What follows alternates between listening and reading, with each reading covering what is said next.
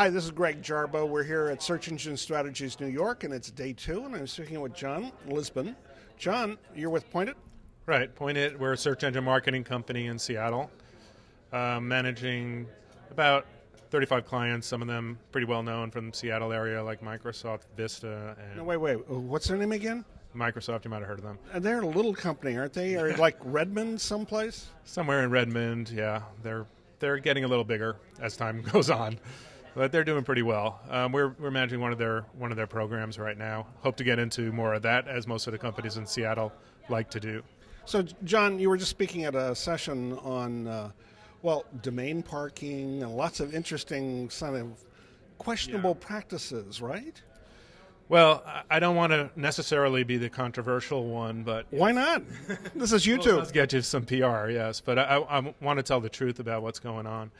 And one of the things that we're looking at is just telling advertisers how they can how they can protect themselves from some of the domain parking websites and the traffic that they get from that. Some of the fraud, some of the search arbitrage, and then, eventually, help them improve their programs so they can spend more money on Google and Yahoo, and so Google makes more money. It's just I'm trying to make it a win-win situation. Well, wait, doesn't Microsoft make more money? Microsoft makes tons of money, but we're trying to protect the advertiser is what it boils down to. So we're trying to make their search advertising more effective. So are there a couple quick tips that you can give people? Yeah, one of the really cool tools that Google just came out with, you're allowed to opt out of the content network and some of the domain parking sites that are on the content network.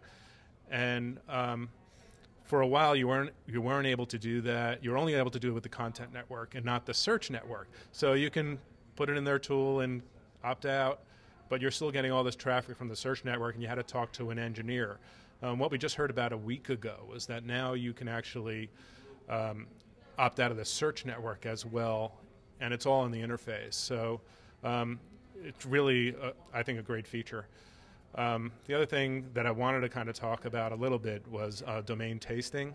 No, wait. That's a new concept to me. What's domain tasting? For a lot of people.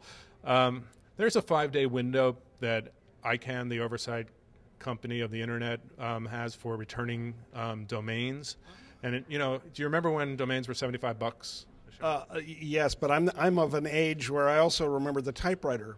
Right, and I still have one. But yeah, it's now it's $6.99 to return your domain, so you don't need that 5-day window anymore. You're at a whole $6.99. But profiteers are taking that 5-day period to basically purchase or not really purchase domains, run them with Google ads on these template sites that are filled with Google or Yahoo ads, see if they make any money, and return them without ever paying.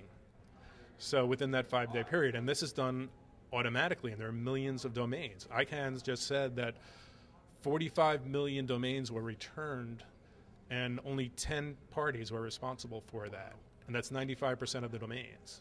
So if someone decides that Client 9 is a hot new search term because Elliot Spitzer's already taken, they go out and buy the domain for a week? Yeah, you buy the domain for 5 days or 4 days, see if it makes you any money, park it on a site that hosts Yahoo or Google ads, and return it if it doesn't. But what I'm talking about is more of an automated process eventually where people are sitting home in their underwear making millions of dollars. And it's not really a good user experience. It's not a good experience for the advertisers, and it's not a good experience for the consumers. So is there a long-term solution? Yeah, there actually may be. ICANN is mulling over a 25-cent charge to return domains. So obviously if you're buying in bulk in millions and it's not cost effective anymore, that should put an end to it. Google also has a new system that they're looking at domains, and they're saying, okay, well, if these sites have been, if I've seen it before automatically multiple times, they're not going to allow ads on it from their, AdSense program. So to tell you the truth, I don't know why they just don't say, okay, well, if your site has only been up or your domain has only been live for 5 days, we're not going to run ads. That would work too. That would just kill it. But the big thing is that it's really a lot of money. It's a ton of money. It's a lot of money for Google. It's a lot of money for Yahoo. And when these practices end, they're going to lose a lot of money. And like with Yahoo and the Microsoft purchase, that's something to consider. And it takes a lot of guts to do that. So I commend them for trying to end this practice. John, thank you very much. Actually, a very interesting story here. Day 2, Search Engine Strategies New York. Stay tuned because there's a lot more.